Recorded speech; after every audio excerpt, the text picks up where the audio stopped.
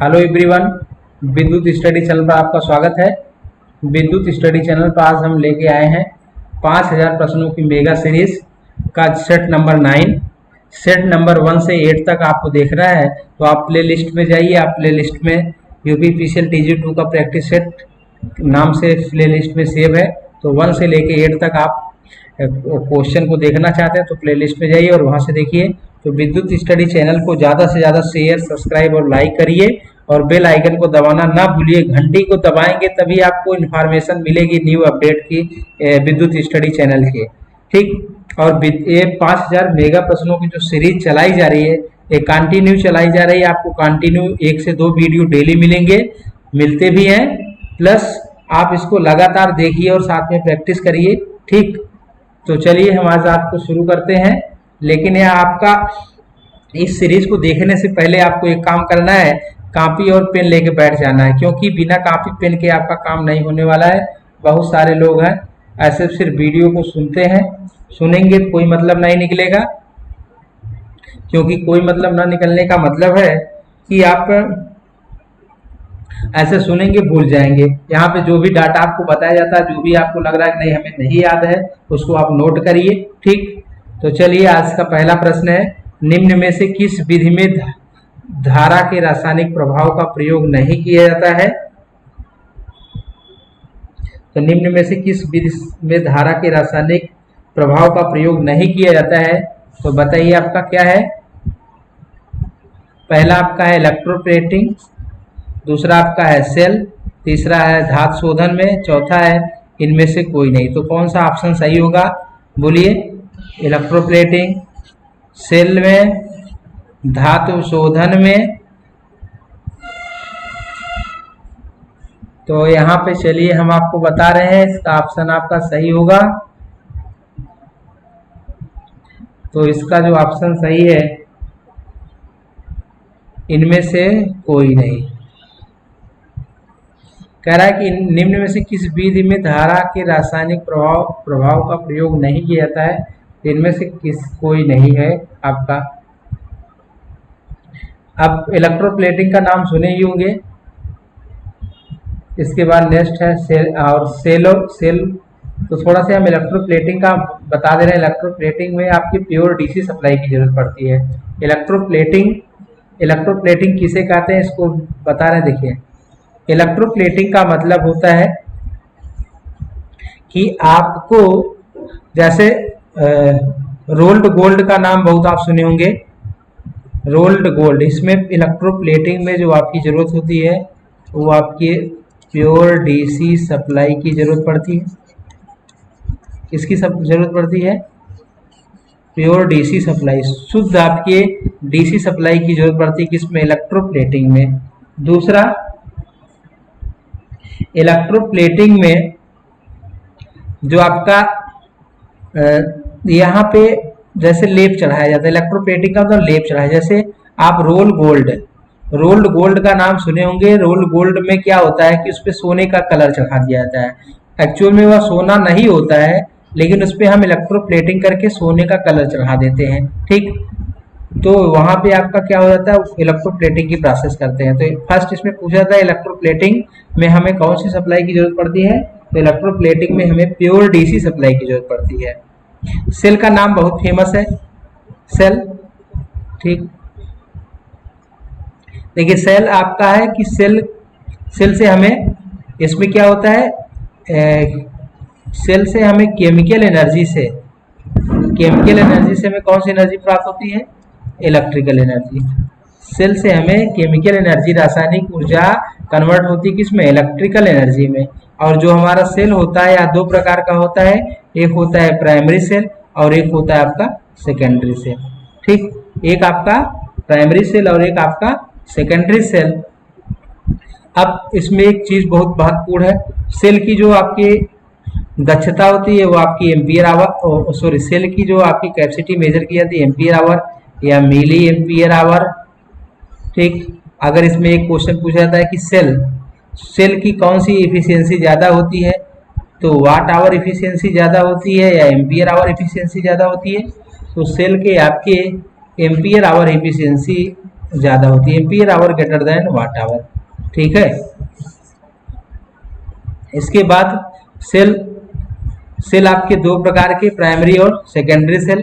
Primary cell की विशेषता आपकी क्या है कि प्राइमरी सेल आपका, इसको हम बार बार चार्ज और डिस्चार्ज नहीं कर सकते, लेकिन जो सेकेंडरी सेल है इसको हम बार बार चार्ज और डिस्चार्ज कर सकते हैं। ठीक, इसके बाद है आपका धातु शोधन में। ये देखिए धातु शोधन क्या है आपका, इसमें है कि नहीं किया जाता है, किया जाता हो तो तब तो इसमें सब ही हो जाते हैं। तो धातु शोधन का मतलब होता है कि मेटल को प्यूरिफिकेशन, इसको शुद्ध करना। ठीक, मेटल को आपके प्यूरिफिकेशन, अशुद्धि जो होती है धातु में उसको निकालना, इसी को धातु शोधन कहते हैं। तो इसके बाद चलिए नेक्स्ट हमारा क्वेश्चन है,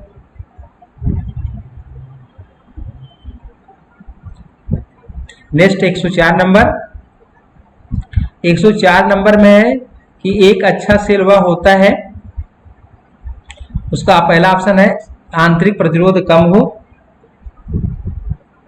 दूसरा है वोल्टेज अधिक हो, तीसरा है करंट अधिक हो, चौथा है सस्ता हो। तो आपके कौन सा ऑप्शन सही होगा बताइए।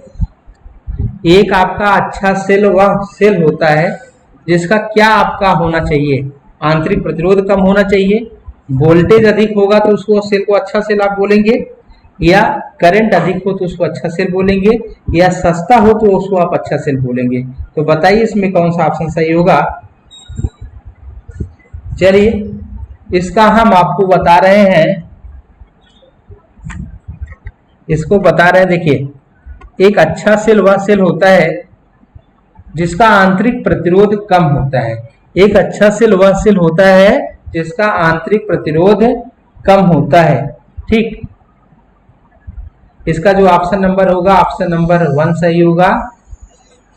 एक अच्छा सेल की क्या विशेषता होनी चाहिए, आंतरिक प्रतिरोध जो है आपका कम होना चाहिए। देखिए इंटरनल रेजिस्टेंस, जैसे आपकी बैटरी है, सपोज दैट एक कोई सेल है, एक आप यहाँ पे हम थोड़ा सा डिस्कस कर दे रहे हैं। एक आइडियल सोर्स का नाम सुने होंगे, एक आपका आइडियल सोर्स और एक आपका होता है आइडियल करंट सोर्स, एक होता है आइडियल वोल्टेज सोर्स। ठीक, तो यहाँ पे क्या होता है, अब जैसे ये बैटरी है सपोज दैट, तो इसका कुछ अपना इंटरनल रेजिस्टेंस होता है। तो यह आपका इंटरनल रेजिस्टेंस, मतलब इस बैटरी का कुछ आंतरिक प्रतिरोध है। तो बैटरी जो आपकी है, यह आपके इसका इंटरनल रेजिस्टेंस की वजह से इसका कुछ वोल्टेज क्या हो जाएगा, इसका कुछ वोल्टेज ड्रॉप हो जाएगा। क्या होगा, इसका वोल्टेज आपका ड्रॉप हो जाएगा। ठीक, मतलब कि ये जो आंतरिक प्रतिरोध है, आपको पता है कि जो रेजिस्टेंस होता है वो क्या करता है, रेजिस्टेंस आपके वोल्टेज को खा ले जाता है। खा ले जाने का क्या मतलब है, जैसे वोल्टेज ड्रॉप करता है। ठीक, 10 जैसे अगर आपको वोल्टेज में कमी लाना है किसी सर्किट में वोल्टेज में कमी लाना है, तो आपको क्या करना पड़ेगा, आपको रेजिस्टेंस लगाना पड़ेगा, और वह रेजिस्टेंस क्या करेगा, उस वोल्टेज को कम कर देगा। तो वोल्टेज खाने का मतलब होता है वोल्टेज में कमी कर देता है। तो आंतरिक प्रतिरोध अगर बैटरी में आपके है तो इसका मतलब इसका वोल्टेज में कमी कर देगा। तो यहाँ पे हम एक चर्चा करते हैं ideal voltage source, ideal voltage source. तो देखिए आइडियल जो वोल्टेज सोर्स होता है उसका इसमें पूछा जाता है कि आइडियल वोल्टेज सोर्स का जो प्रतिरोध का मान है, इंटरनल रेजिस्टेंस, उसका मान 0 होना चाहिए। ठीक, इसको इसीलिए कहा जाता है, जैसे अभी बैटरी इसका आंतरिक प्रतिरोध का मान 0 हो जाए तो यह बैटरी आपकी आइडियल हो जाएगी। आइडियल होने का मतलब है कि इसमें किसी प्रकार का वोल्टेज ड्रॉप नहीं होगा, जितना बैटरी का वोल्टेज होगा उतना लोड को ट्रांसफर करेगा। लेकिन ऐसा हो नहीं पाता है, तो एक अच्छा सेल में आपका क्या होता है, आंतरिक प्रतिरोध कम से कम होना चाहिए। तो आइडियल वोल्टेज सोर्स का भी आपका क्या होता है, आइडियल जो वोल्टेज सोर्स होता है उसका जो इंटरनल रेजिस्टेंस होता है वो आपका क्या होता है, 0 होता है। ये बहुत पूछा जाता है। अब यही हम डिस्कस कर दे रहे हैं आइडियल करंट सोर्स की। तो आइडियल जो आपके आइडियल करंट सोर्स है, आइडियल करंट सोर्स, तो आइडियल करंट सोर्स का जो इंटरनल रेजिस्टेंस होता है उसका मान आपका इनफाइनाइट होता है। ठीक, आइडियल आपकी करंट सोर्स का इंटरनल रेजिस्टेंस क्या होता है भाई, इनफाइनाइट होता है। इसके बाद चलिए नेक्स्ट है आपका अगला, ये आपका अगला आपका क्वेश्चन है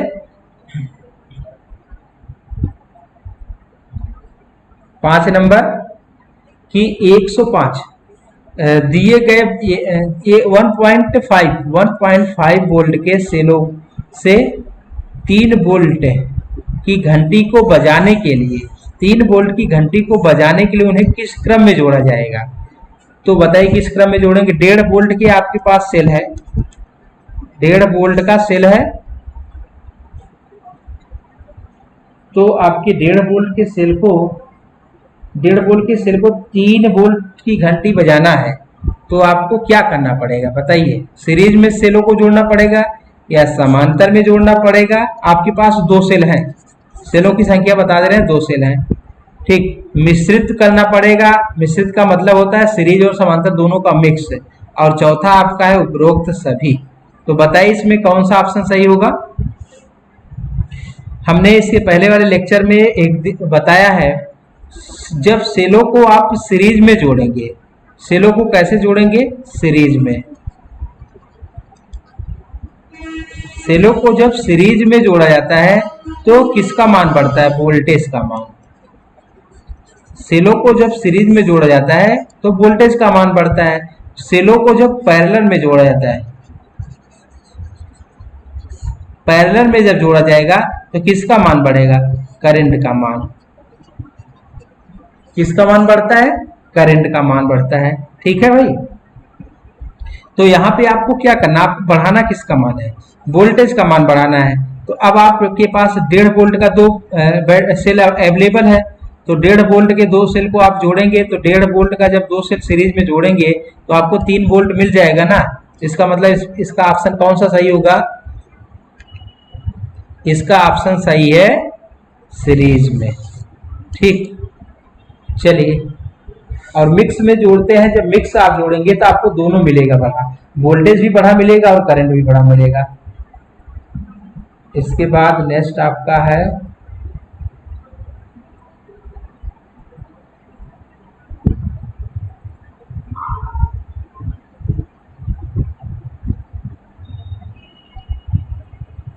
इसके बाद नेक्स्ट आपका है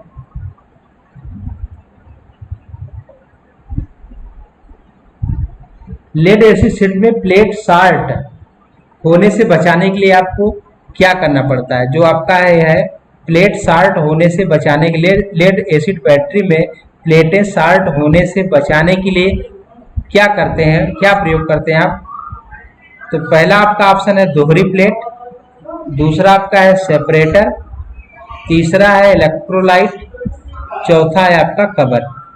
पहला क्या है, दोहरी प्लेट, दूसरा क्या है, सेपरेटर, तीसरा क्या है, इलेक्ट्रोलाइट, चौथा क्या है, कवर, ठीक। तो लेड एसिड बैटरी में प्लेटें शार्ट होने से बचाने के लिए आपको क्या करना पड़ता है, तो बताइए क्या करना पड़ता है। चलिए इसका हम आपको बता रहे हैं आप सब, और आपको पता है तो आप कमेंट बॉक्स में कमेंट करिए। देखिए जो आपकी सेल बैटरी होती है लेड, उसकी जो प्लेट होती है, आपकी प्लेट ऐसे, ठीक। तो इन प्लेटों को हम क्या करते हैं, इन प्लेटों को हमें क्या करना पड़ता है, जो हमारी लेड एसिड बैटरी होती है, प्लेटों को हम एक दूसरे से प्लेट शार्ट ना करें, इनके बीच हम, जैसे आप देखेंगे कभी खोल के ऐसे ऐसे आपका होता है सेपरेटर, पृथक कारक, जिसको बोलते हैं पृथक कारक, ठीक है। तो पृथक कारक का मतलब एक प्लेट इसमें रख दिए, दूसरी प्लेट इसमें रख दिए, तीसरी प्लेट इसमें रख दिए, चौथी प्लेट इसमें रख दिए, ठीक। अब क्या हुआ कि यही आपका सेपरेटर है, यही सेपरेटर, बीच में क्या रखा गया है, सेपरेटर। कभी आप देखिएगा बैटरी में ऐसे अलग अलग आपको मिलेंगे खाने, तो यही आपका क्या हो गया, सेपरेटर हो गया, ये आपकी प्लेट हो गई, ठीक। अब यहाँ पे क्या होता है कि ये प्लेट आपके हैं, तो प्लेटों को आपस में शार्ट होने से बचाने के लिए आप क्या रखते हैं, सेपरेटर का प्रयोग करते हैं, ठीक। अब हम यहाँ पे बता दे रहे हैं आपको इलेक्ट्रोलाइट के बारे में। देखिए बहुत महत्वपूर्ण है, आपके एग्जाम की दृष्टि से बहुत महत्वपूर्ण है इलेक्ट्रोलाइट या विद्युत अपघट्ट।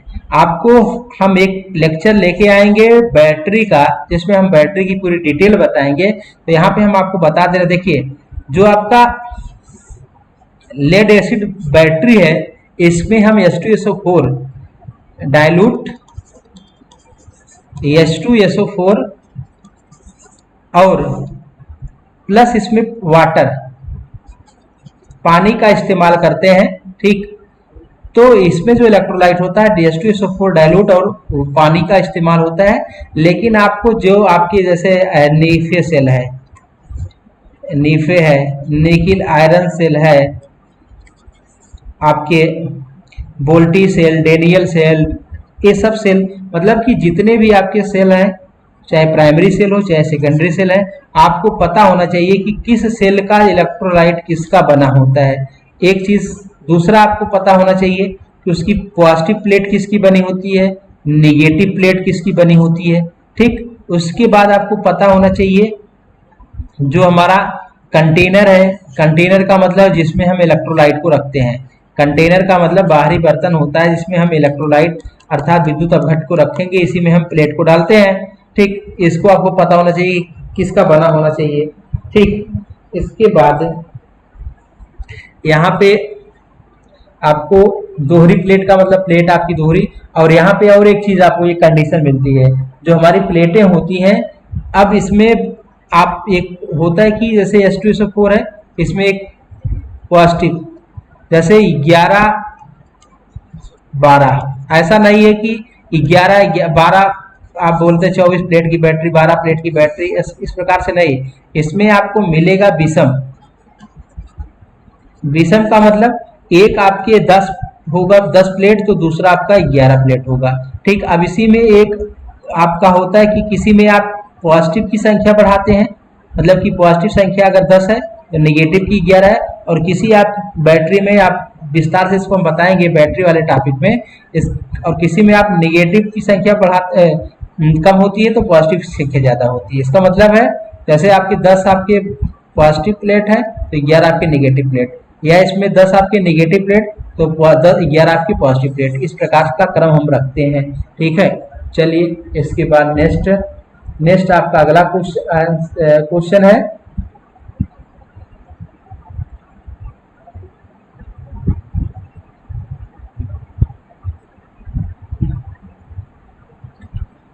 अगला है आपका, बैटरी की दक्षता किस बात पर निर्भर करती है। तो बैटरी की दक्षता आपकी किस बात पर निर्भर करती है? टेम्परेचर पर, डिस्चार्ज दर पर, इलेक्ट्रोलाइट पर, और उपरोक्त सभी। तो बताइए किस पर निर्भर करती है बैटरी की दक्षता। तो बैटरी की जो दक्षता होती है, कैपेसिटी, वो आपकी दो प्रकार से, एक आपके एम्पियर आवर में और एक आपका वाट आवर में। तो बताइए इसका आंसर क्या होगा कि बैटरी की दक्षता किस बात पर निर्भर करती है?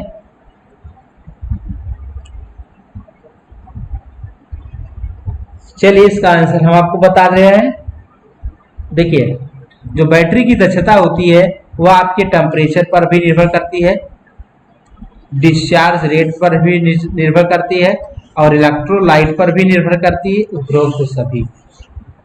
इसका मतलब है आंसर क्या सही है आपका, उपरोक्त सभी। ठीक, तो जो टेम्परेचर, तापमान पर भी बैटरी की दक्षता निर्भर करती है। अगर बैटरी बहुत जल्दी हीट हो जाएगी, बहुत जल्दी गर्म हो जाएगी, क्योंकि आपको पता है कि अंदर जो केमिकल आपका होता है वो आपका रासायनिक क्रिया करता है, जिससे हमारी ऊष्मा उत्सर्जित होती है। ठीक, तो आपके टेम्परेचर आपका बहुत जल्दी अगर इंक्रीज होता है तब भी बैटरी की दक्षता कम हो जाएगी। दूसरा डिस्चार्ज रेट, बैटरी बहुत जल्दी अगर आपकी डिस्चार्ज हो रही है तब भी आपकी बैटरी की दक्षता कम हो जाएगी। इलेक्ट्रोलाइट अगर आप देखते हैं ना, प्राइमरी सेल आप बोलते हैं कि प्राइमरी सेल को हम क्या करते हैं, प्राइमरी सेल आप दोबारा यूज नहीं कर पाते। क्यों नहीं यूज कर पाते हैं? क्योंकि जो प्राइमरी सेल का इलेक्ट्रोलाइट होता है वह खराब हो जाता है, लेकिन सेकेंडरी सेल को हम बार बार चार्ज और डिस्चार्ज करते हैं। क्यों करते हैं? क्योंकि जो सेकेंडरी सेल का इलेक्ट्रोलाइट या विद्युत अपघट्ट होता है वह जल्दी खराब नहीं होता है, लेकिन प्राइमरी, अब यही आपका जो प्राइमरी है, प्राइमरी आपका सेल का विद्युत अपघट्ट जल्दी खराब हो जाता है। आप चाहें तो प्राइमरी सेल को फिर दोबारा यूज कर सकते हैं।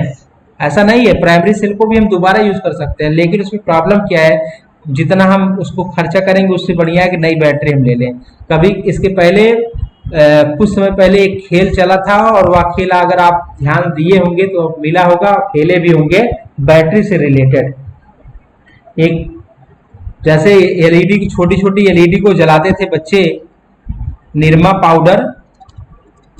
पाउडर होता था और आपका पानी, और उसी में गोबर का भी इस्तेमाल करते थे, और उसमें यही जो आपकी प्राइमरी से लेवर रेडी टार्च की बैटरी थी उसी का इलेक्ट्रोड डालते थे और उससे आपकी एलईडी जलती थी।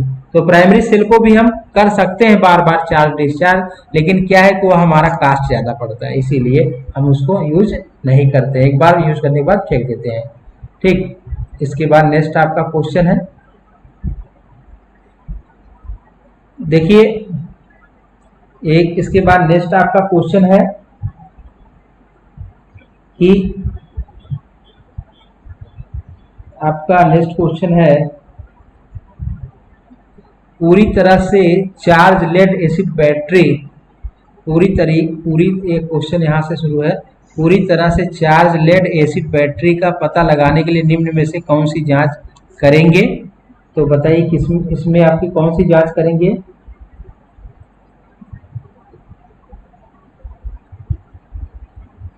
पूरी तरह से चार्ज लेड एसिड बैटरी की जांच का पता लगाने के लिए आप कौन सी जांच करेंगे, मतलब किस जांच से आप पता लगा पाएंगे कि बैटरी पूरी तरीके से फुल चार्ज हो गई है? पहला है वोल्टेज से, अपेक्षित घनत्व, गैस का निकलना से, और उपरोक्त सभी है इसका ऑप्शन। अगला ऑप्शन इसका जो है उपरोक्त सभी। तो क्या है, तो बैटरी आपकी लेड एसिड बैटरी आपकी फुल चार्ज है, इसका पता लगाने के लिए आप कौन सी जांच करेंगे? उस ठीक वोल्टेज को भी आप चेक करते हैं, अपेक्षित घनत्व को भी चेक करते हैं, और गैस का निकलना इससे भी हम चेक करते हैं बैटरी। तो इसका क्या ऑप्शन सही होगा? इसका ऑप्शन सही होगा सभी। तो बैटरी आपकी फुल चार्ज है, इसका पता लगाने के लिए हम देख लेते हैं ना वोल्टेज हमारा बढ़ गया है कि नहीं, अपेक्षित घनत्व देखते हैं, फिर हम गैस का निकलना देखते हैं। ठीक, अगर गैस का निकलना का मतलब क्या हो रहा है, जैसे जब आपकी बैटरी चार्ज होती है तो आपकी गैस निकलती है। गैस क्यों निकलती है? क्योंकि केमिकल रिएक्शन आपका होता रहता है। ठीक, यही आपका बंद हो जाएगा तो आपको लगेगा कि नहीं बैटरी हमारी फुल चार्ज हो गई है। इसके बाद नेक्स्ट आपका क्वेश्चन है, चलिए अभी इफिशियंसी की हम बहुत बात कर रहे थे और इफिशियंसी आपकी आ ही गई है। लेड एसिड बैटरी की वाट आवर इफिशियंसी कितनी होगी?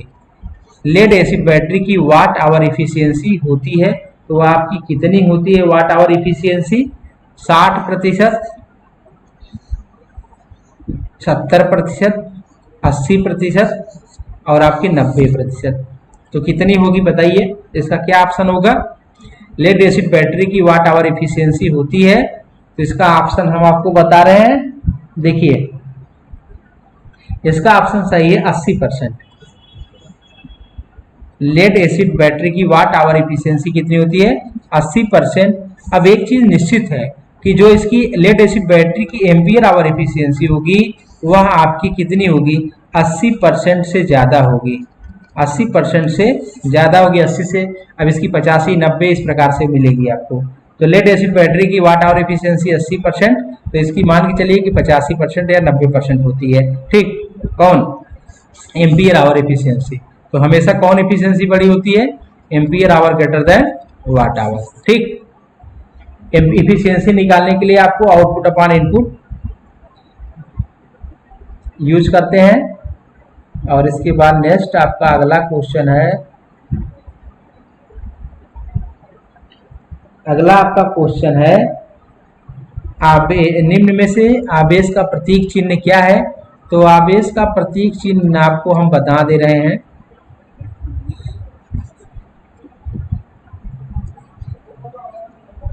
आइए तो बताइए इसमें आवेश का प्रतीक चिन्ह कौन सा है?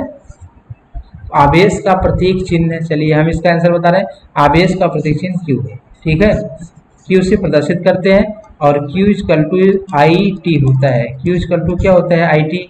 इसका मात्रक आपका चार्ज इसका मात्रक है कूलाम।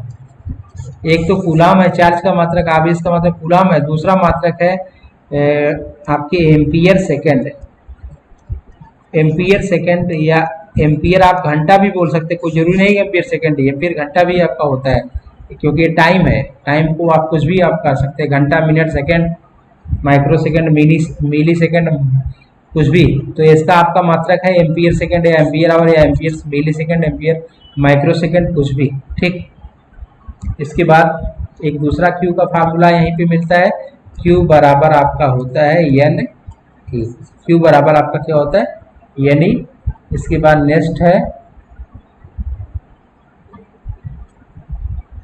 113 नंबर,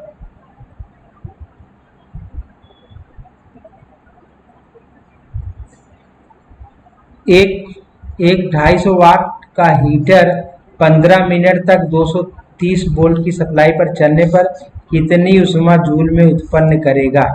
कितनी ऊष्मा आपके जूल में उत्पन्न करेगा? तो बताइए इसका ऑप्शन क्या सही होगा?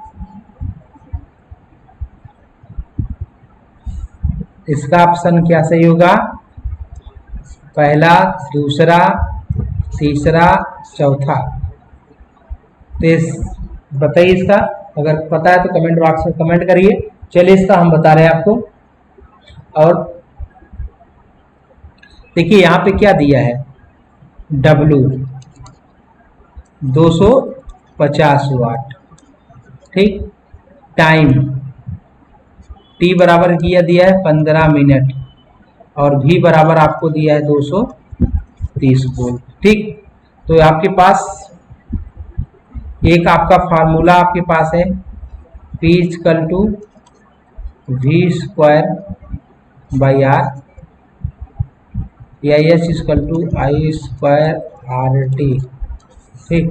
तो यहाँ पे आपको क्या है, P = V² इंटू T, ठीक।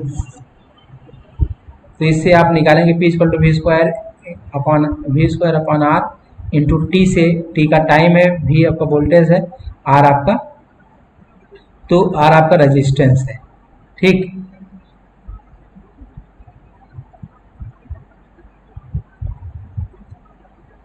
तो यह आप इस फार्मूले का यूज कर सकते हैं। एक 250 वाट का हीटर 15 मिनट 230 वोल्ट सप्लाई चलने पर कितनी ऊष्मा उत्पन्न करेगा? तो यहाँ पे आप पहले क्या निकालेंगे, R का मान निकालेंगे। R का मान पता चल जाएगा तो ये आप S = I² RT से आप हीट निकाल लेंगे। पहले आप पावर, वोल्टेज, टाइम से आप क्या निकालेंगे, R निकालेंगे। R पता चल जाएगा तो आप यहाँ से हीट निकाल लेंगे। इसका आंसर होगा, लगाइएगा इस फार्मूले पे, आंसर होगा बी नंबर आपका, ठीक। तो पहले आप पावर रेजिस्टेंस निकालिए, उसके बाद आप क्या निकालेंगे, उसके बाद आप पावर हीट निकालिए। तो हीट आपको निकालने के लिए S = I² RT। नेक्स्ट अगला क्वेश्चन है आपका, इसका ऑप्शन, चलिए पहले इसको देख लीजिए। 2 ओम प्रतिरोध वाले तार की लंबाई बढ़ाकर दोगुनी कटा क्षेत्रफल, उसका अनुप्रस्थ काट का क्षेत्रफल घटाकर आधा कर दिया जाए। लंबाई को दुगनी, देखिए लंबाई को क्या कर देना है, 2 गुना कर देना है, और क्रॉस सेक्शन एरिया को आपको कर देना है आधा। A2 बराबर क्या कर देना है, A1/2। L1 और L2 को क्या कर देना है, 2L, ठीक। तो बताइए कि नया प्रतिरोध आपका क्या होगा, नए प्रतिरोध का मान कितना होगा? आप इसको लगाइएगा, R = ρL/A से, R = ρL/A से हम इसका आपको आंसर बता दे रहे हैं। इसका आंसर क्या होगा, आप फार्मूले से लगाइएगा। इसका आंसर होगा 8 ओम, ठीक। क्या होगा, 8 ओम। कब? लंबाई को आपको क्या करना है, 2 गुना कर देना है। उसको याद भी डायरेक्टली कर दीजिए कि किसी आप तार की लंबाई को, अगर हम किसी तार की लंबाई को 2 गुना करते हैं और उसके अनुप्रस्थ काट क्षेत्रफल को आधा कर देते हैं, तो हमारा प्रतिरोध का मान कितना बढ़ेगा, आपका 8 ओम हो जाएगा, ठीक। इसको आप याद कर लीजिए डायरेक्टली। नेक्स्ट है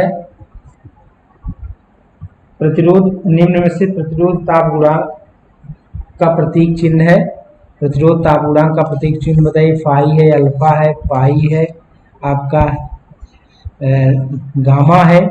तो आप क्या होगा प्रतिरोध ताप गुणांक? प्रतिरोध ताप गुणांक का चिन्ह किससे प्रदर्शित करते हैं? अल्फा से। किससे प्रदर्शित करते हैं? अल्फा से। और अगर इससे पूछा जाए कि इसका मात्रक बताइए, इसका प्रतिरोध ताप गुणांक का मात्रक क्या होता है? प्रति डिग्री सेंटीग्रेड। दूसरा इसी में पूछ लेता है प्रतिरोध ताप गुणांक। देखिए एनटी निगेटिव टेम्परेचर कॉफिशिएंट और एक होता है पॉजिटिव टेम्परेचर कॉफिशिएंट। एक होता है कि एक मटेरियल आपको मिलेगा जिसका प्रतिरोध ताप गुणांक क्या होगा? पॉजिटिव होगा और एक ऐसा मटेरियल होगा जिसका प्रतिरोध ताप गुणांक निगेटिव होता है। तो निगेटिव किसका होता है? जो हमारा निगेटिव होता है वो हमारा कंडक्टर का जो प्रतिरोध ताप गुणांक होता है वह आपका क्या होता है? पॉजिटिव होता है। और निगेटिव जो होता है हमारा इंसुलेटर का होता है। ठीक, इंसुलेटर का प्रतिरोध ताप गुणांक क्या होना चाहिए? प्रतिरोध ताप गुणांक जो आपका इंसुलेटर है उसका प्रतिरोध ताप गुणांक निगेटिव होता है। और पॉजिटिव किसका होता है? ताप गुणांक, प्रतिरोध ताप गुणांक धनात्मक किसका होता है? कंडक्टर का होता है। अब इसमें होता क्या है देखिए, जैसे हमें रेजिस्टेंस का एलिमेंट रखना है, रेजिस्टेंस का एलिमेंट हमें लेना है, तो इसमें डायरेक्टली पूछता है रेजिस्टेंस का एलिमेंट आप लेंगे तो आप कौन सा प्रतिरोध ताप गुणांक, पॉजिटिव वाला मटेरियल का रखेंगे या निगेटिव वाला? तो बताइए आप कौन सा रखेंगे? जो हमारा एलिमेंट मान लीजिए नाइक्रोम है, ठीक, इसका होता क्या है, अगर इसका प्रतिरोध ताप गुणांक जो हमारा जैसे हीटर है उसमें जो एलिमेंट हम लगाते हैं, अगर उसका प्रतिरोध ताप गुणांक निगेटिव होगा तो आपको पता है कि इस निगेटिव, जिस मटेरियल का निगेटिव टेम्परेचर कॉफिशिएंट होता है उस मटेरियल का रेजिस्टेंस प्रतिरोध बढ़ने के साथ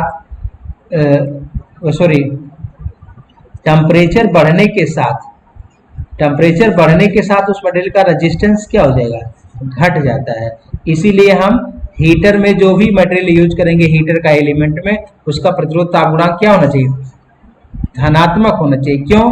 क्योंकि जो धनात्मक मतलब कंडक्टर, और कंडक्टर का प्रतिरोध ताप आपका जानते हैं कि टेम्परेचर बढ़ने के साथ साथ उसका कंडक्टर का जो रेजिस्टेंस होता है वह आपका बढ़ जाता है। ठीक, इंसुलेटर में यही उल्टा हो जाता है। उल्टा का मतलब इंसुलेटर में टेम्परेचर बढ़ेगा तो रेजिस्टेंस का मान घट जाता है।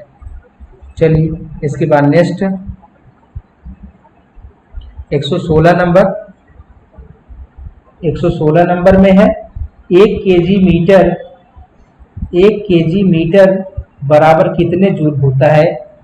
1 केजी मीटर बराबर कितने जूल होते हैं? ये बहुत महत्वपूर्ण है। 1 जूल 9.8, 981, 1 किलो जूल। तो बताइए किसके बराबर होता है?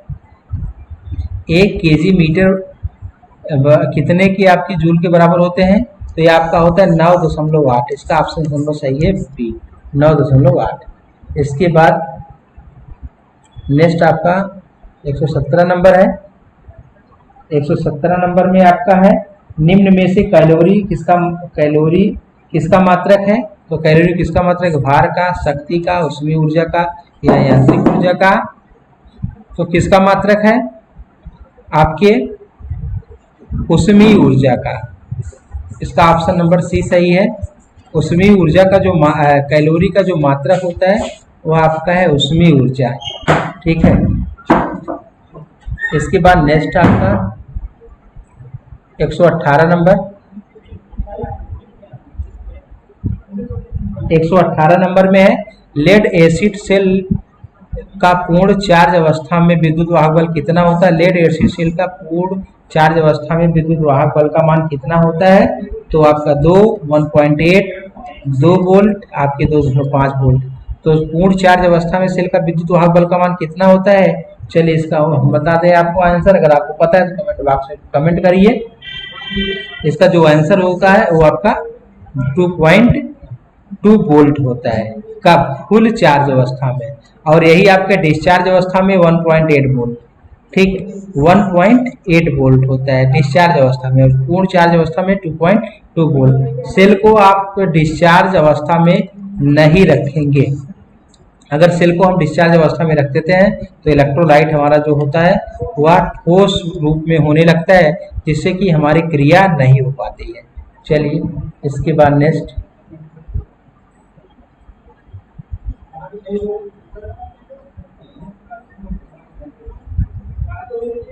इसमें कि 6 सेलों की संख्या कितनी है? 6 सेल, प्रत्येक 1.5 वोल्ट को श्रेणी में जोड़े जाते हैं। भूलवश एक सेल विपरीत जुड़ जाता है, ठीक, तो बताइए कि कुल वोल्टेज कितना होगी? कुल वोल्टेज आपके कितना होगा? 6 सेल है और प्रत्येक सेल कितने वोल्ट की है? 1.5 वोल्ट की। अगर उसको हम श्रेणी क्रम में जोड़ दें और भूलवश एक सेल को हम विपरीत में जोड़ देते हैं, एक सेल को क्या करते हैं? विपरीत में जोड़ देते हैं, तो बताइए कि आपका कितना टोटल कितना वोल्टेज होगा? पहला ऑप्शन है 4.5 वोल्ट, दूसरा है 6 वोल्ट, तीसरा है 9 वोल्ट और उसके बाद आया 7.5 वोल्ट। तो बताइए इसका क्या ऑप्शन सही होगा? तो चलिए इसका ऑप्शन हम आपको बता रहे हैं। इसका जो हो जाएगा ये आपका हो जाएगा, इसका ऑप्शन नंबर क्या सही है? 6 वोल्ट। क्या सही है? 6 वोल्ट, ठीक। इसका जो होगा वो 6 वोल्ट हो जाएगा। इसके बाद नेक्स्ट है, नेक्स्ट आपका है इसके बाद मध्यम वोल्टेज केबल कितने वोल्ट तक बनाए जाते हैं? मध्यम वोल्टेज केबल कितने वोल्ट तक बनाए जाते हैं? तो 120 का आपका है मध्यम वोल्टेज। देखिए वोल्टेज आपका मध्यम वोल्टेज केबल कितने वोल्टेज तक बनाए जाते हैं? पहला 650, 11,000, 250, 22,000। तो बताइए इसका कौन सा ऑप्शन सही होगा? चलिए इसका हम बता रहे हैं आपको, ऑप्शन सही होगा आपके पहला ऑप्शन, मध्यम के लिए 650। देखिए इसमें वोल्टेज डिवाइड है, एक आपका लो वोल्टेज होता है, लो वोल्टेज का मतलब 250 वोल्ट से कम, जिस लो वोल्टेज को हम बोलेंगे जिसकी वोल्टेज 250 वोल्ट से कम होगी। 250 वोल्ट से 650 वोल्ट के बीच की जो वोल्टेज होती है उसको हम बोलते हैं मध्यम वोल्टेज। इसके बाद 650 वोल्ट से ऊपर की वोल्टेज को हम बोलेंगे हाई वोल्टेज, ठीक। इसको ट्रांसमिशन एंड डिस्ट्रीब्यूशन के लेक्चर में विस्तार से बताया जाएगा। और इसके बाद नेक्स्ट है, नेक्स्ट आपका है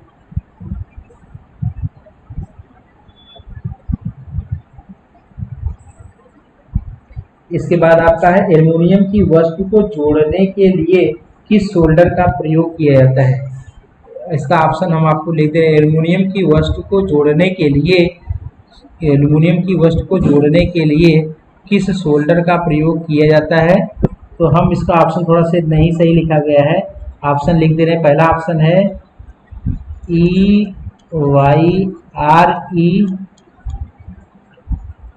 EYRE नंबर 7, दूसरा है ALCAP, तीसरा आपका है बोरेक्स BOREX और चौथा रेजिन RESIN। एल्युमिनियम की वस्तु को जोड़ने के लिए किस सोल्डर का प्रयोग करते हैं? तो किस सोल्डर का प्रयोग करते हैं? देखिए इसका ऑप्शन नंबर बी सही होगा, ALCAP, ठीक। इसमें आपके सोल्डर का मतलब होता है जोड़ना, किसी भी आपकी वस्तु को जोड़ने के लिए हम सोल्डर का प्रयोग करते हैं, ठीक है। इसमें टिन लेड आपका मटेरियल होता है, सोल्डरिंग के लिए यूज करते हैं सोल्डर। इसके बाद नेक्स्ट, धातुओं का प्रतिरोध क्या होता है? ताप बढ़ाने से बढ़ता है, घटता है, कोई प्रभाव नहीं, शून्य। तो बताइए क्या होता है? इसका ऑप्शन नंबर आपका ये सही है। धातुओं का प्रतिरोध ताप बढ़ाने पर बढ़ता है। ठीक है, इसका ऑप्शन एक सही है। इसके बाद नेक्स्ट आपका है तांबे का विशिष्ट प्रतिरोध लोहे की अपेक्षा,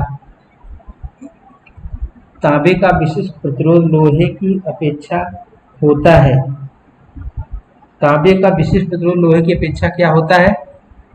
तांबे का जो प्रतिरोध है विशिष्ट प्रतिरोध, वह आयरन की अपेक्षा क्या होता है? तो 8 गुना कम, 8 गुना ज्यादा, बराबर, 60 गुना कम।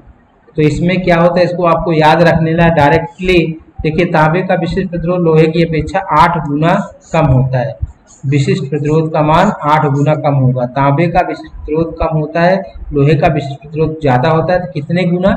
तांबे का जो विशिष्ट प्रतिरोध होगा वह 8 गुना कम हो जाता है।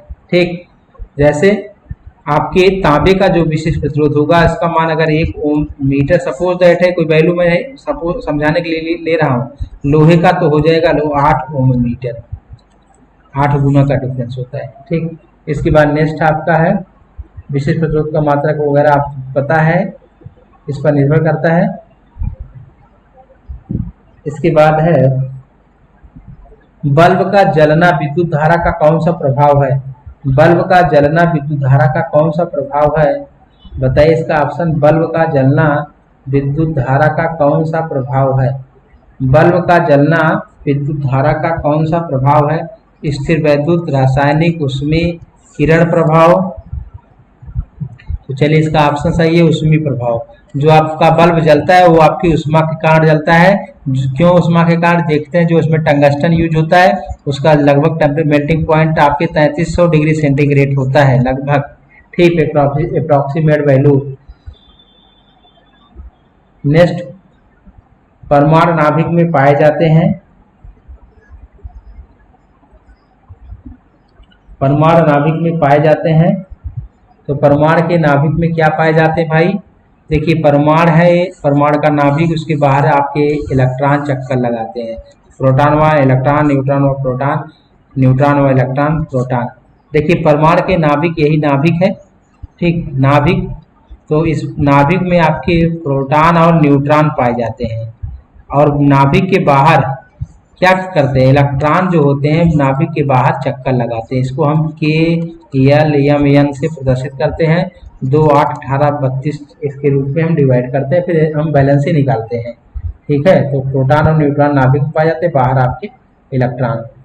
प्रतिरोधकता, प्रतिरोधकता का आपका निम्न में से प्रतिरोधकता का प्रतीक है। तो प्रतिरोधकता को किससे डिनोट करते हैं? इसको हम आप मानते आर है। ठीक, ये आपका रो है, ये इसको तो पता ही चल रहा है, और ये आपका पाई। तो बताइए कौन सा इसमें ऑप्शन सही हो जाएगा? तो प्रतिरोधकता को डिनोट करते हैं रो से। ठीक, इसका मात्रक तो पता है, ओम मीटर होता है प्रतिरोधकता का। सबसे अच्छी प्रतिरोधकता का मान सबसे अच्छा अगर चांदी है, चांदी की प्रतिरोधकता सबसे अच्छा चालक क्या है? चांदी है। चांदी की प्रतिरोधकता 1.6 × 10⁻⁸ ओम मीटर होता है। चांदी का विशिष्ट प्रतिरोध, देखिए अभी जस्ट मैंने बात की तुरंत इसका क्वेश्चन भी आ गया। तो चांदी का विशिष्ट प्रतिरोध का क्या होता है? चांदी का विशिष्ट प्रतिरोध कितना होता है? तो बताइए कितना होता है भैया? पहला ऑप्शन ए, दूसरा ए है, तीसरा ए है, चौथा कोई नहीं। तो देखिए चलिए बताते हैं, इसका होगा 0.0164। ठीक है, चांदी का विशिष्ट प्रतिरोध का मान। इसके बाद नेक्स्ट,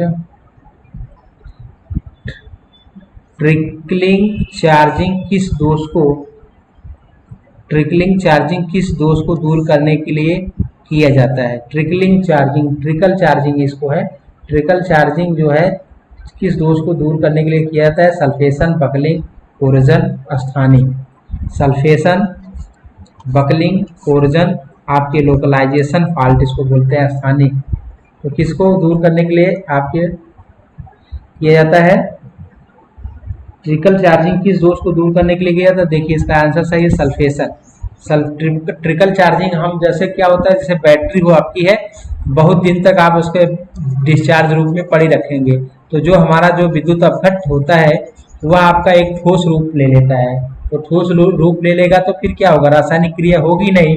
तो उसमें होता क्या है, हम ट्रिकल चार्जिंग का प्रयोग करते हैं। ट्रिकल चार्जिंग का एक प्रयोग करेंगे और फिर ट्रिकल चार्जिंग का प्रयोग करके उस ठोस अवस्था को फिर हम ले आएंगे लिक्विड फार्म में, द्रव फार्म में, अर्थात रासायनिक क्रिया। तो जैसे बहुत दिन तक बैटरी पड़ी हुई है तो हम बेकार में से आप रख दिए हैं, तो उसको आप स्टार्ट में पहले ट्रिकल चार्जिंग से चार्ज करेंगे एकाएक तेजी के साथ, फिर आप जब ट्रिकल चार्जिंग से वर्क करेगा फिर नॉर्मल चार्जिंग करेंगे। बगलिंग का मतलब होता है जैसे आप बैटरी को चार्ज करते हैं, डिस्चार्ज करते हैं, तो प्लेटों का जो मुड़ जाना, प्लेट आपकी ऐसे है तो जो प्लेटें आपकी मुड़ जाती हैं उसी को हम बकलिंग कहते हैं।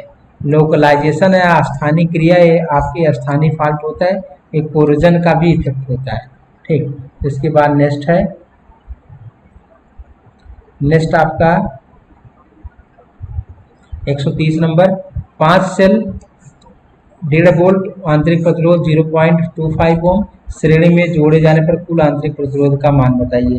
तो कुल आंतरिक प्रतिरोध का मान इसका पूछा जा रहा है, तो क्या होगा कुल आंतरिक प्रतिरोध का मान भैया,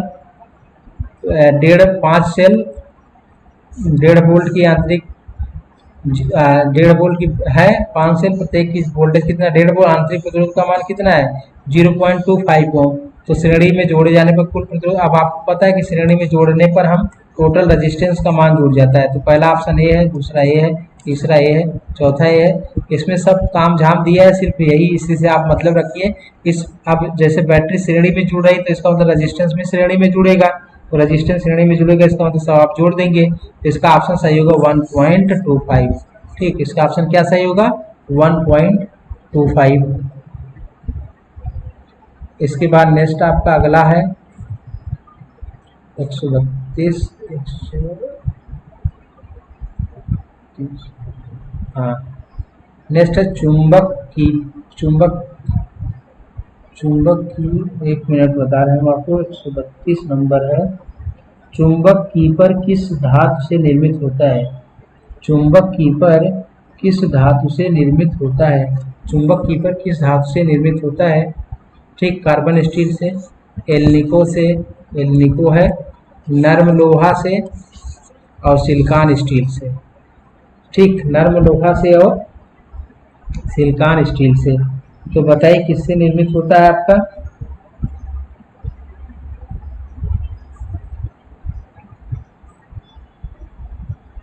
तो यहाँ पे आपका क्या है, ऑप्शन सही है, इसमें है नर्म लोहा। चुंबकीय कीपर आपका जो निर्मित होता है वह आपके नर्म लोहा से निर्मित होता है।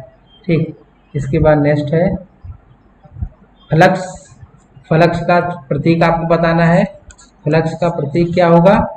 तो फ्लक्स का प्रतीक आपका फाई से डिनोट करते हैं, फाई बराबर होता है BA, और एक्चुअल में फाई बराबर BA cos थीटा होता है।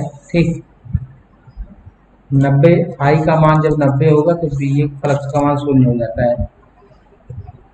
इसके बाद नेक्स्ट,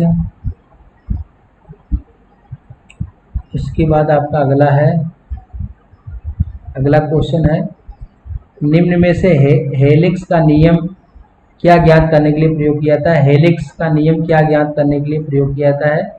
तो बताइए भाई क्या होता है इसका? हेलिक्स का नियम क्या ज्ञात करने के लिए प्रयोग किया जाता है? पहला आपका है चुंबकीय क्षेत्र की दिशा, दूसरा है चुंबकीय ध्रुव, तीसरा आपका धारा की दिशा, चौथा है उपरोक्त सभी। तो हेलिक्स का नियम क्या ज्ञात करने के लिए किया जाता है? तो हेलिक्स का नियम आपका चुंबकीय ध्रुव को पता करने के लिए, मैग्नेट पोलैरिटी को पता करने के लिए हम किस नियम का प्रयोग करते हैं? हेलिक्स का नियम। और चुंबकीय क्षेत्र की दिशा पता करने के लिए, धारा की दिशा पता करने के लिए हम इसका यूज करते हैं फ्लेमिंग के राइट हैंड रूल या फ्लेमिंग के लेफ्ट हैंड रूल से हम चुंबकीय क्षेत्र की दिशा और धारा की दिशा को भी पता कर सकते हैं, क्योंकि आपको पता है कि मोटर आपके लेफ्ट हैंड रूल से और जनरेटर आपके राइट हैंड रूल से वर्क करता है। नेक्स्ट 135 नंबर, नेक्स्ट है आपका 135 नंबर। 5 सेल समांतर में जोड़े गए, प्रत्येक सेल आपके 2 वोल्ट के, तो कुल वोल्टेज कितनी होगी आपके 10 वोल्ट, 2 वोल्ट, 5 वोल्ट, 12 वोल्ट। तो कितना होगा, 5 सेल है, 5 सेल समांतर में जोड़े गए हैं, प्रत्येक सेल आपके 2 वोल्ट के हैं, तो क्या होगा इसका टोटल वोल्टेज, क्या होगा भैया टोटल वोल्टेज बताइए। देखिए इसका होगा, आपको बताया कि सेलों को जब आप समांतर में जोड़ेंगे तो वोल्टेज का मान नहीं बढ़ता है, इसका ऑप्शन होगा 2 ही वोल्ट। जितना आपके हैं, जैसे 10 सेल हो जाए तब भी, 20 सेल हो जाए तब भी आपके सेल का वोल्टेज जो होगा वो आपके 2 ही वोल्ट होगा, लेकिन इसकी धारा का मान बढ़ जाता है। ठीक, नेक्स्ट इसके बाद नेक्स्ट आपका क्वेश्चन है, एक मीट्रिक एचपी में कितने वाट होते हैं, एक मीट्रिक एचपी में कितने वाट होते हैं।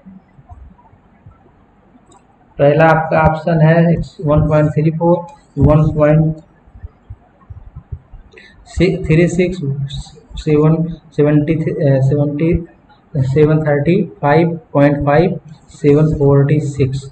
तो क्या आपका होता है पहला, दूसरा, तीसरा, चौथा, चलिए इसका ऑप्शन हम बताते हैं। 735.5 ये आपके है MKS सिस्टम में, एक एचपी बराबर और एक एचपी बराबर 746 वाट होता है, एक एचपी बराबर 746 वाट। ठीक है, इसके बाद नेक्स्ट है 137 है, 137 नंबर में है, अचालक ई का तापमान सहन क्षमता क्या है। अचालक ई आपको बताएं YAEBFHC, YAEBFHC ये आपका इंसुलेटर है, इसको हम क्लासिफिकेशन किए हैं टेम्परेचर के बेस में। तो यहाँ आपका ई का बताना है कि ई का टेम्परेचर कितना होता है। तो देखिए ई का टेम्परेचर आपका कितना होता है, ऑप्शन आपके सामने आ रहा है। ई का टेम्परेचर कितना होता है 105, ई का बताना है, ई आपके इंसुलेटर का 130, 120, 155, तो इसका ऑप्शन सही है 120 डिग्री। ई का टेम्परेचर कितना होता है 120 होता है। ठीक है, इसके बाद नेक्स्ट, कार्बन का ताप बढ़ाने पर प्रतिरोध का मान क्या होगा। कार्बन का ताप बढ़ाने पर प्रतिरोध का मान घटता है, बढ़ता है, कोई प्रभाव नहीं पड़ता है, शून्य हो जाता है। तो आपका क्या होगा, कार्बन का तापमान बढ़ाने पर क्या होता है भैया, कार्बन का तापमान बढ़ाने पर प्रतिरोध का मान घटता है, ऑप्शन नंबर 1 सही है। ठीक, इसके बाद नेक्स्ट आपका क्वेश्चन है, भूरा काला हरा रंग निर्धारण प्रतिरोधक का मान बताइए। देखिए भूरा काला हरा रंग का आपको बताए थे B B Roy, great Britain, very good wife.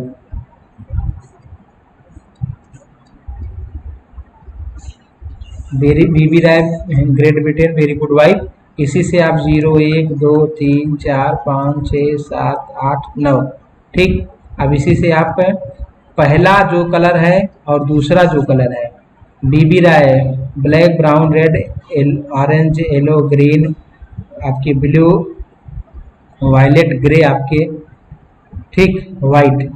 अब इसमें क्या है, पहला जैसे ब्लैक है 0, ब्राउन का 1, रेड का 2 है कोड।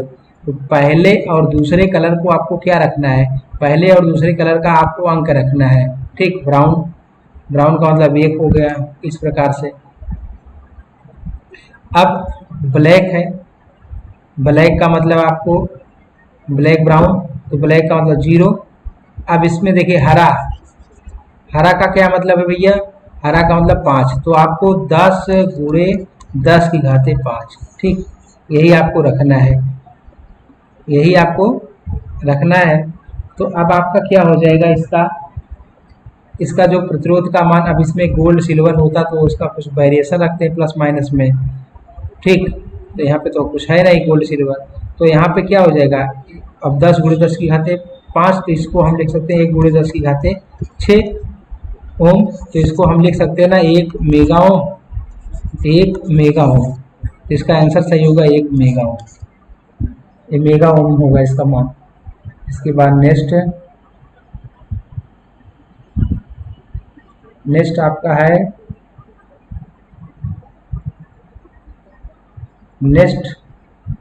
समान प्रयुक्त वोल्टता पर कौन सा लैंप अधिक करंट लेगा। समान प्रयुक्त वोल्टता पर कौन सा लैंप अधिक करंट लेगा, तो बताइए कौन सा लैंप अधिक करंट लेगा समान प्रयुक्त वोल्टता पर कौन सा करंट। P = V²/R, इसी से आपको देखना है। ठीक, तो आपका पहला है 100 वाट, 60 वाट, 40 वाट, 25 वाट, तो कौन सा होगा। अब समान प्रयुक्त वोल्टता पे है। अब इसमें आपको पता है कि जिसका रेजिस्टेंस ज़्यादा होगा उसका पावर क्या हो जाएगी, कम हो जाएगी। और आपको पता है कि रेजिस्टेंस जब ज़्यादा जिसका होगा तो वह करंट आपकी क्या होगा, उसमें करंट कम प्रवाहित होगी। ठीक, अब जिसका पावर ज़्यादा होगा उसकी रेजिस्टेंस का मान कम हो जाएगा, तो जिसमें रेजिस्टेंस का मान कम होगा उसमें करंट कम ज़्यादा प्रवाहित होगी। ठीक, तो अब यहाँ पे 100 वाट है, तो 100 वाट पावर ज़्यादा है, इसका मतलब इसका रेजिस्टेंस का वैल्यू क्या हो जाएगा, कम हो जाएगा। और इस रेजिस्टेंस का वैल्यू जब कम होगा तो धारा का मान आई मैक्स का मान इससे ज़्यादा प्रवाहित होगी। इसका ऑप्शन क्या सही है, 100 वाट। चलिए इसके बाद नेक्स्ट है 141। लेड एसिड सेलों में प्लेटों के बीच क्या भरा होता है, तो आपके तनगंधक अम्ल, रेड लेड की लुगदी, स्पंजी लेड। प्लेटों के बीच में क्या भरा होता है, तनगंधक अम्ल, रेड लेड की लुगदी, स्पंजी लेड, उपरोक्त सभी। तो चलिए इसका ऑप्शन होता है आपका रेड लेड की लुगदी। लुगदी भरते हैं ताकि साल्ट ना हो जाए। ठीक, इसके बाद बैटरी की क्षमता मापी जाती है, तो बैटरी की क्षमता किसमें मापी जाती है, एम्पियर आवर, एम्पियर में, एम्पियर सेकंड, वोल्टेज के अनुसार। तो एम्पियर आवर, बैटरी की क्षमता आपके एम्पियर आवर या मिली एम्पियर आवर में, जो आपकी सेल की होती है, बैटरी की सेल की मिली एम्पियर आवर में, इन्वर्टर की एम्पियर आवर में। इसके बाद नेक्स्ट है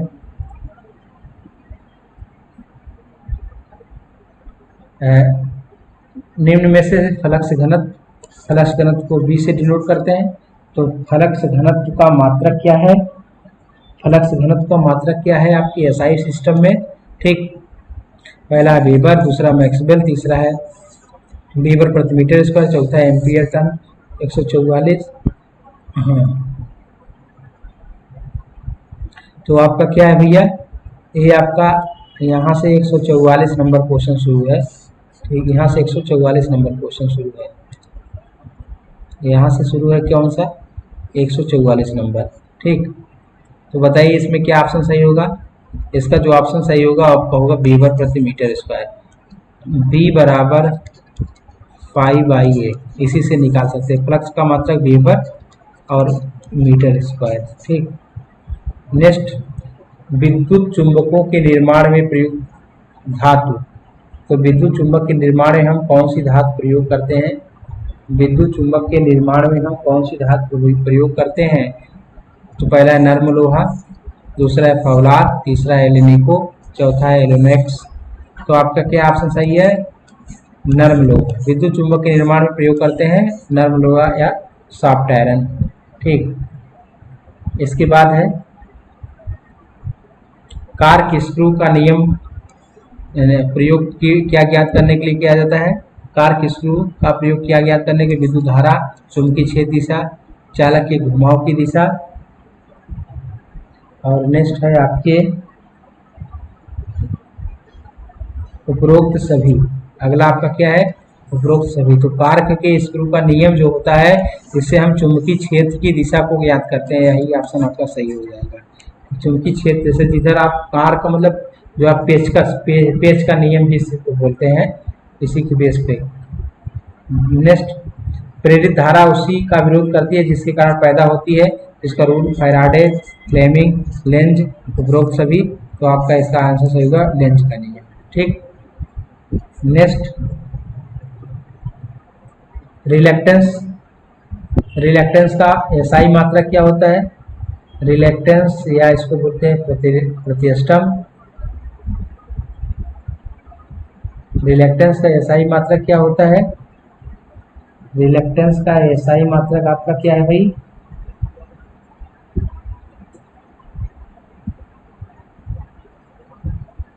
पहला आपका है एम्पियर टर्न। देखिए पहला आपका एम्पियर टर्न है, दूसरा है ओम मीटर, तीसरा एम्पियर टर्न प्रति वेबर, चौथा है वेबर प्रति एम्पियर टर्न। पहला आपका एम्पियर टर्न, दूसरा ओम मीटर, तीसरा एम्पियर टर्न प्रति वेबर, यहाँ से यहाँ तक लिंक है। चौथा आपका है वेबर प्रति एम्पियर टर्न। तो यहाँ पे क्या है भाई? देखिए आपके इसका एसआई मात्रक है एम्पियर टर्न प्रति वेबर। रिलेक्टेंस का आपका मात्रक है एम्पियर टर्न प्रति वेबर। रिलेक्टेंस आपके फ्लक्स के पैदा होने का विरोध करता है, इसी का प्रीमेंस, इसका उल्टा होता है प्रीमेंस। प्रीमेंस में क्या होता है? इसका मात्रक होता है वेबर प्रति एम्पियर टर्न। ठीक, तो रिलेक्टेंस का कार्य क्या है? आपके फ्लक्स के पैदा होने का विरोध करता है। इसके बाद नेक्स्ट है फेरोमैग्नेटिक मटेरियल आपके क्या है? फेरोमैग्नेटिक मटेरियल आपके क्या है? तो फेरोमैग्नेटिक मटेरियल कोबाल्ट, एल्युमिनियम, तांबा, उपरोक्त सभी। तो फेरोमैग्नेटिक मटेरियल में मतलब फेरोचुंबकीय पदार्थ कौन सा है? इसका ऑप्शन सही है कोबाल्ट। ठीक, इसके बाद नेक्स्ट चुंबकीय धातु। चुंबकीय क्रोड किस धातु का बना होता है? कार्बन का, कार्बन स्टील का, सिलिकॉन इस्पात का, कास्ट आयरन का। तो इसका ऑप्शन सही है सिलिकॉन स्टील। चुंबकीय क्रोड जो होती है आपके सिलिकॉन इस्पात की बनी होती है। Next trickle charging.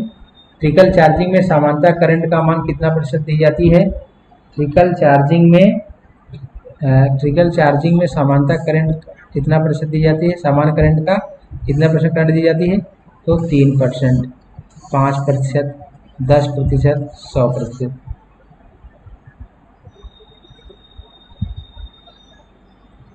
सामान्य का कितना प्रतिशत करंट दी जाती है?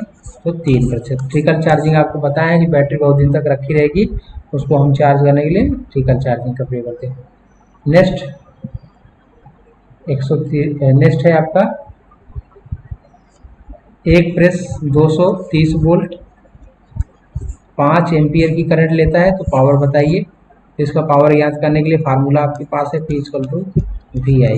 P=VI, इससे आप पावर ज्ञात करिए। तो इसका आंसर है 1150, 230, 115 वाट, 1540।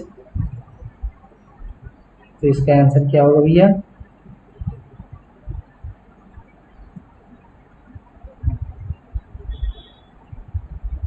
इसका आंसर आपका पहला आप 1150 है। ठीक, लेकिन आप इस फार्मूले से लगाइएगा P=VI से। चलिए, पूरा वीडियो देखने के लिए बहुत बहुत धन्यवाद। आज के लिए इतना ही। इसके बाद हमारा नेक्स्ट आपका सीरीज आपका 10 आएगा।